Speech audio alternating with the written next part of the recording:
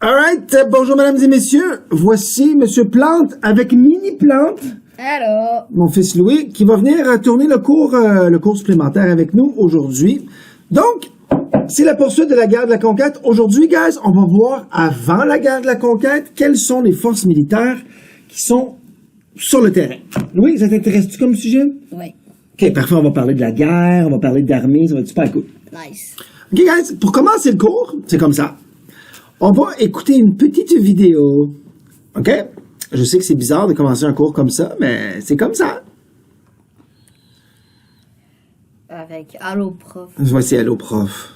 Oh my God! C'est quoi? C'est miskin, c'est moi le premier qui est pas content. Attends une minute. Là. Conquête. Salut toi! Yeah! Il t'a répondu. Il est comme, man, check ça.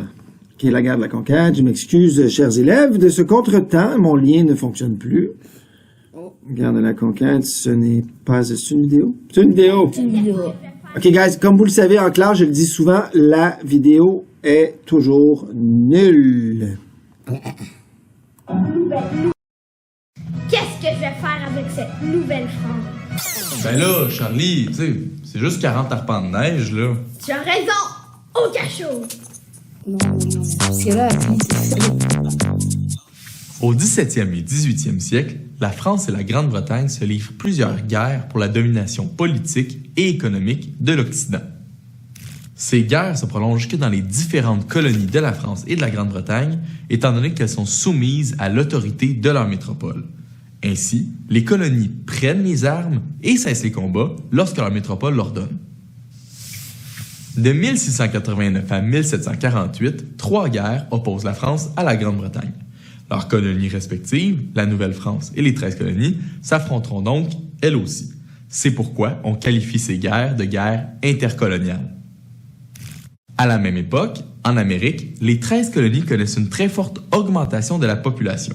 Elles ont donc besoin de plus d'espace pour accueillir de nouveaux colons. Étant situées sur la côte est américaine, les 13 colonies n'ont d'autre choix, pour s'agrandir, que d'aller vers l'ouest. Puisque les Français disent posséder ce territoire, des tensions entre les deux émergent. Ces tensions mènent, en 1754, à un nouveau conflit armé. Cette fois, c'est en Amérique du Nord qu'il commence et non en Europe. Ce sera la guerre de la conquête. La guerre de la conquête débute par des affrontements pour le territoire très prisé de la vallée de l'Ohio. Au printemps 1754, des miliciens britanniques s'y rendent afin de démontrer que le territoire appartient aux Britanniques. Ils sont cependant repoussés par des Français au fort Necessity. Les débuts de la guerre sont à l'avantage des Français qui cumulent plusieurs victoires. En effet, ils sont alliés à bon nombre d'Autochtones et utilisent leurs stratégies militaires qui sont beaucoup mieux adaptées au territoire nord-américain. Les conflits en Amérique du Nord contribuent à une escalade de tensions entre la France et la Grande-Bretagne. En 1756, la guerre de 7 ans éclate. Les deux empires s'affronteront partout dans le monde, ce qui fera de ce conflit la première guerre à caractère mondial de l'histoire. La guerre de la conquête s'inscrit donc dans le contexte plus large de la guerre de 7 ans. La France et la Grande-Bretagne souhaitent, par ces guerres, augmenter leur puissance. Or, les deux métropoles mettent en place des moyens différents pour y parvenir. En effet, la Grande-Bretagne croit qu'elle augmentera sa puissance en conquérant des territoires en Amérique du Nord, alors que la France croit qu'elle doit agrandir son propre territoire en Europe. Ces deux objectifs différents de la France et de la Grande-Bretagne expliquent pourquoi la Grande-Bretagne envoie plus d'effectifs militaires en Amérique du Nord que la France. Rapidement, les effectifs britanniques vont être plus nombreux que les effectifs français. En juillet 1758, le vent tourne en faveur des Britanniques qui prennent possession de Louisbourg. Cette conquête leur donne le contrôle de l'accès au fleuve Saint-Laurent et des activités de pêche qui sont le moteur économique de Louisbourg. Au printemps 1759, les Britanniques remontent le fleuve jusqu'à Québec. En septembre, après plusieurs mois de siège, ils prennent possession de la ville de Québec lors de la bataille des plaines d'Abraham. Au printemps suivant, les Canadiens tentent de reprendre Québec et gagnent une bataille à Sainte-Foy. Cependant, les renforts britanniques arrivent et freinent l'armée française dans leur lancée. Quelques mois plus tard, les Britanniques encerclent Montréal qui capitule le 8 septembre 1760. Cet événement marque la fin de la guerre de la conquête. La Nouvelle-France est aux mains des Britanniques. Il faudra cependant attendre que la guerre de 7 ans se termine ailleurs dans le monde avant que le sort de la Nouvelle-France ne soit officiellement scellé. En attendant, un gouvernement provisoire est mis en place de 1760 à 1763. Ce gouvernement sera le régime militaire. Si tu veux en savoir plus sur la conquête et le changement d'empire, tu peux consulter notre bibliothèque virtuelle et t'abonner à notre chaîne YouTube. Je t'invite également à nous suivre sur les réseaux sociaux. Alors, comme vous avez vu, guys, dans la vidéo, la guerre de la conquête, c'est un événement de très grande importance dans l'histoire du Québec et du Canada. Puis, encore une fois, je m'excuse des jokes plates à prof, hein, Louis? C'est non. C'est non. OK. Allons voir les forces militaires en Amérique. Comme vous avez vu déjà en classe, guys, ça, c'est quelque chose que vous avez pris dans votre cahier Canada. Donc, dans une vidéo, vous pouvez bien sûr peser pause, et etc. Il faut qu'on gère notre chat en même temps ici qui se couche. Il se couche sur les examens. Il se couche sur les examens. Puis Oh, Louis t'a dit examen. Ils vont se rappeler que je les ai pas corrigés encore. On continue! Non, j'ai déjà corrigé. Juste qu'il faut que tu les remettes. Ouais, c'est vrai. Les forces militaires sont inégales. Les Français et les Anglais possèdent des armées de tailles différentes. Là, en regardant l'animation, Louis, dis-moi, quelle armée, est-ce que c'est la France ou l'Angleterre, qui a une armée plus grande? C'est l'Angleterre. C'est l'Angleterre! Miskin, la France. La France a une toute petite armée. Les Anglais possèdent une armée. On va aller voir les chiffres. Alors, les Anglais sont au moins 5 fois plus nombreux au niveau militaire. 5 fois! C'est pas un peu beaucoup trop, ça? C'est beaucoup trop. Est-ce que les Français, tu penses qu'ils vont gagner? Non. Alors, les Français, quand même, là, 5000 soldats professionnels, 1500 miliciens. Un milicien, Louis, c'est quelqu'un que, lui, dans le fond, dans la vie, c'est un agriculteur, c'est un... ça peut être un pâtissier, ça peut être... tu comprends? Ouais. Mais comme forcé à aller à la guerre. Ben, c'est pas forcé. C'est que tu as fait un petit entraînement militaire, puis quand il y a une guerre, ben, tu vas aider l'armée. C'est volontaire. Puis il y a 2000 guerriers autochtones, que eux, c'est des vrais guerriers professionnels. Donc, professionnels... Oh! Mon animation est partie de seule. Donc, l'armée anglaise... L'armée anglaise... Voyons. C'est OK. Merci. Modifiez vos présentations scolaires, merci. OK. L'armée anglaise, je pèse ici. 20 000 soldats. 20 000? C'est quand même beaucoup. C'est quand même beaucoup. 20 000, c'est plus que tout ici. 5 000 miliciens, donc 25 000. Plus, il reçoit 20 000 soldats qui arrivent d'Angleterre. Donc 20 000 plus 20 000. 40 000. 40 000 plus 5 000, 45 000, mon gars. 45 000. Ouais. Les Français, on a-tu compté? 20 000... 22 000. C'est 8. 22 000. On y va! Attends. Tu veux recalculer? 5 000 plus 15 000, c'est 20 000. Ah, oui, non, ok. Parce bon. que je crois que c'était 1500. OK. Alors, comment gagner une bataille lorsqu'on est moins nombreux? Les Français, là, c'est pas parce qu'ils sont 5 fois moins qu'ils vont se laisser faire. Non. OK? Il y a différents types de guerres que tu peux faire. OK? Puis le type de guerre qu'on fait à l'époque, est-ce que tu veux que je te le montre, Louis? Oui, oui. Guys, voulez-vous que je vous le montre? Oui, oui. OK. Ceux qui ont vu le film Le Patriote, donc 4 minutes 34, vous savez quel est le genre de guerre qu'on fait à cette époque-là? Bien sûr qu'en plein cours, je dois avoir une pub. Voilà, j'ignore. Donc, 4 minutes 34. Ça, vous avez vu, c'est pas. Ouais, non, je sais. OK. Nous sommes dans le film Le Patriote. OK? Et ce que je vais te montrer, Louis, ce que je vais vous montrer, guys, c'est la guerre de rangée. OK? Donc, ce que tu fais, c'est que tu dis à ton ennemi, bon, mardi à 7 heures, on se rejoint sur le terrain de bataille. Là, ton ennemi dit, oh non, je peux pas, j'ai rendez-vous chez le dentiste. Tu dis, OK, mercredi. Puis il dit, mercredi, je peux.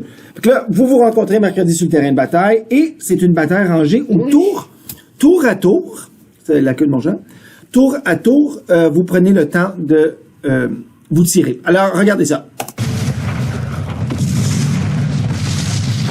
Ça, c'est ici, nous sommes ici dans le film Le Patriote, donc c'est les 13 colonies contre l'Angleterre pour l'indépendance américaine.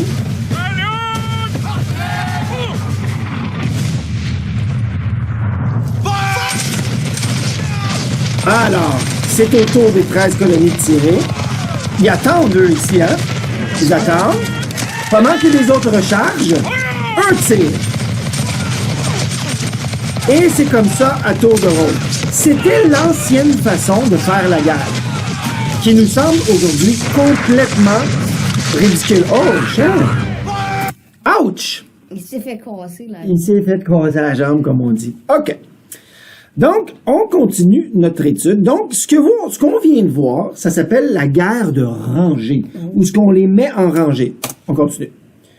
Tu peux seulement gagner une guerre comme ça, c'est une grosse armée. Ah ouais. Fait que donc, s'il y a une guerre de rangée, Louis, qui gagne la guerre dans notre cas? Les Anglais. Les Anglais. Mais les Français ont une autre stratégie. Ça s'appelle la petite guerre. OK? La petite guerre, c'est la manière qu'on fait la guerre aujourd'hui. C'est un peu comme du terrorisme. Si nous, on faisait la guerre, qu'est-ce que tu vas faire dans un jeu vidéo? Tu vas pas t'annoncer à ton ennemi. Non. Tu vas te cacher, puis tu vas le surprendre, puis tenter. Tu vas build, ouais. OK? Donc, la stratégie de la petite guerre est une stratégie qui est empruntée par les Autochtones. Donc, c'est les Autochtones qui nous ont montré ça. Elle consiste à amener des petites attaques sournoises pour affaiblir et terroriser l'adversaire. Allons voir. Allons voir. J'espère qu'il n'y aura pas de pub. Il n'y a pas de pub. Alors, voici la petite guerre. Souvenez-vous que l'armée anglaise, si vous avez vu le film Le Patriote, sont en train de passer dans la forêt. Et voilà. Donc, ils savent pas d'où viennent les balles. Ils se font tirer par des gens, des enfants, dans la forêt. Oh! OK. Donc, voilà.